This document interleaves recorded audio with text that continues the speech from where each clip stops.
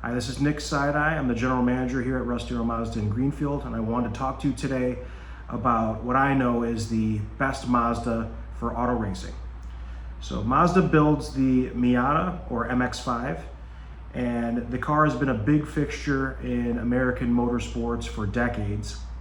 The SCCA, the Sports Car Club of America, puts on a spec Miata series, which takes our Miata and it allows people to do slight modifications to suspension and tires, but really nothing more than that, which means that people can't upgrade the horsepower and make them necessarily faster than the other car.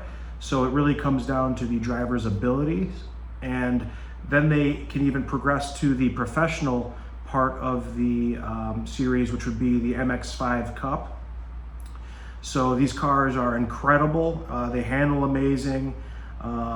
And they're really affordable to get into in auto racing. They're not as expensive as some other cars are to get into organized motorsports. If you go to any track day, any autocross events, you're going to see a ton of Miatas. It's probably safe to say you'll see more Miatas there than any other make or model. So it is one of the best cars for auto racing of all time, I think.